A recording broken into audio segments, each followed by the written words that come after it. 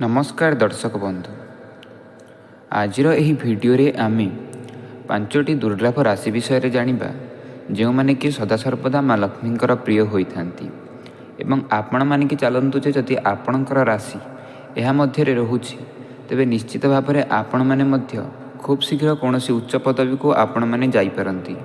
तेबे दर्शक बंधु, आजिर एही भिडियोटी को आपण माने शेष पर्यंत देखिले जानि परिबे जे केउं 5टी राशि जो माने कि माँ लक्ष्मींकर करुणा पाइछंती एवं आगामी समय से माने उन्नतिर आड़क गति करिबा पई जाउछंती। सेमानंकर जीवन रे परिवर्तन आसीबा पई जाउछि एवं सेमाने आशा करिथिबा जिनिस को अल्प समय मध्यरे प्राप्त करिबाकू जाउछंती। दर्शक बंधु, आम जीवन रे आमे अनेक किछि करिथाउ सफलता पाइबा पई बा सफलता पछरे आमे धाई थाउ, मात्र अनेक समय ताहा आमको प्राप्त होई पारि न थाए, जहाँ पछरे अनेक गुड़िए कारण मध्य थाए।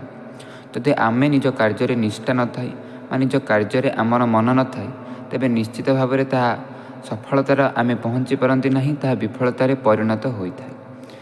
एपरि मध्य कुहा जाइछि जे जदि भगवानंकर करुणा आपणक उपरे न थाए किंबा आपण मानंकर ग्रह दोष थाए हेले मध्य आपणकू सेपरि किछि सफलता मिल पारे नहीं, आपण माने विफलतार शिकार होइथांती। तेबे दर्शक बंधु, माँ लक्ष्मी सदासर्वदा तार भक्त मानंकु करुणा प्रदान करिथांती। निश्चित भाव में जो माने माँ लक्ष्मी को निज मनरु श्रद्धार सहकारे डाकी थांती, माँ लक्ष्मी सेमानंकर डाक शुणिथांती एवं सेमानंकु निश्चित भाव में आर्थिक समस्या सबुबेले दूरेई रखिथांती। सेमानंकर केबे भी पैसा जनित कौनसी प्रकार असुविधा होई न थाए। तेबे दर्शक बंधु, आसंतु आमे सेई 5टी दुर्लभ राशि विषय जानिबा। ताहा पूर्वरु आपण माने श्रद्धार सहकारे तले कमेंट बॉक्स रे जय माँ लक्ष्मी कमेंटटिए करि रखंतु। दर्शक बंधु, सर्वप्रथमे जो राशि रही ताहा हेउछि मिथुन राशि। 12टी राशि मध्यरु तृतीय जो राशिटी थाए ताहाकु आमे मिथुन राशि बोली कहिथाउ एवं मिथुन राशिर व्यक्तिविशेष माने विशेषकर शांत स्वभावर होइथांती। कौनसी स्थान रे सेमाने विशेषकर झगड़ा बा कली को समर्थन करिनथांती बा कली झगड़ारू सेमाने दूरेई रहिथांती। एमाने निज कार्य सदासर्वदा लगी रहिथांती। निज बुद्धि एवं निजर स्मरण शक्तिर व्यवहार करी से कार्यटी को करिथांती एवं सफलता मध्य पाइथांती। मिथुन राशिर व्यक्तिविशेष माने जदि आपण माने एही भिडियोटी को देखुचंती तेबे भक्तिर सहकारे तले जय माँ लक्ष्मी कमेंटटिए करि रखंतु, कारण आपण एबे जानंतु जे आगामी समयटी आपणक पई पैसा जनित कौनसी असुविधा होई परिबो नाही। दर्शक बंधु, नंबर 2 रे जो राशि रहुछि ताहा हेउछि कन्या राशि। कन्या राशिर व्यक्तिविशेष माने जदि आपण एही भिडियोटी को देखुचंती किंबा आपणक परिवार रे कौनसी कन्या राशिर व्यक्ति अटंती तेबे सेमाने निश्चित भाव में अल्प समय मध्यरे एपरि किछि कार्य करि देखैबे जहाँ सेमानंक परिवार को आर्थिक समस्या दूर को टाणी नेब। कहिबार अर्थ जे सेमाने खूब कम समय मध्यरे अधिक धन उपार्जन करने को लागिबे एवं सेमाने निज जीवन रे चाहूथिबा से सबु जिनिस निज आड़क आनी पारिबे बा से जिनिस सबू को क्रय करि पारिबे। तेणु कन्या राशिर व्यक्तिविशेष माने वर्तमान ठारू निश्चिंत होई रुहंतु। दर्शक बंधु, नंबर 3 रे जो राशि रहुछि ताहा हेउछि बिच्छा राशि।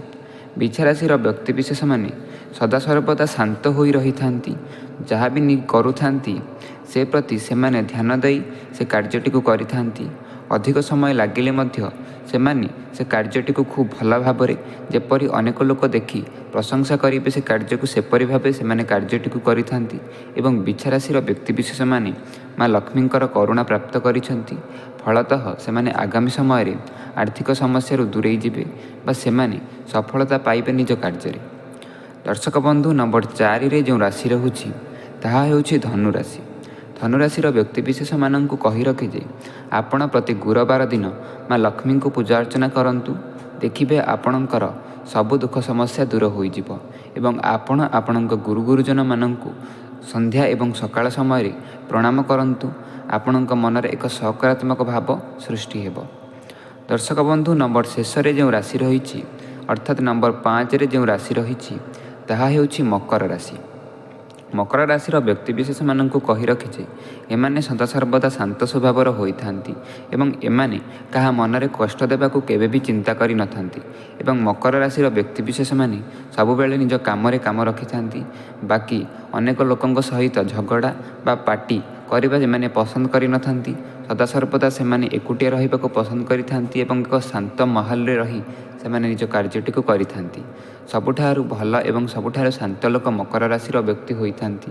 ତେଣୁ ଆପଣମାନଙ୍କୁ କହି ରଖିଛି ଯଦି ଆପଣ ମକର ରାଶିର ବ୍ୟକ୍ତି ଅଟନ୍ତି ତେବେ ଉନ୍ନତି ଆପଣଙ୍କ ପାଖକୁ ଖୁବ୍ ଶୀଘ୍ର ଆସିବ ଏବଂ ଆପଣ ସେଥିପ୍ରତି ଧ୍ୟାନ ନ ଦେଇ ଆପଣ ନିଜର କାର୍ଯ୍ୟଟିକୁ କରିଚାଲିଲେ ସଫଳତା ଆପଣ ପାଇପାରିବେ। ଦର୍ଶକ ବନ୍ଧୁ, ଏହି ଥିଲା ସେହି 5ଟି ରାଶି ଯେଉଁମାନେ କି ମା ଲକ୍ଷ୍ମୀଙ୍କର କରୁଣା ପାଇଛନ୍ତି। ଯଦି ଆପଣଙ୍କର ରାଶି ଏହା ମଧ୍ୟରେ ରହୁନାହିଁ ତେବେ ଆପଣ ଚିନ୍ତା କରନ୍ତୁ ନାହିଁ, ଆପଣ ନିଜର କାର୍ଯ୍ୟ କରିଚାଲିଲେ ଆଗାମୀ ସମୟରେ ଆପଣ ସଫଳତା ପାଇପାରିବେ। ଧନ୍ୟବାଦ।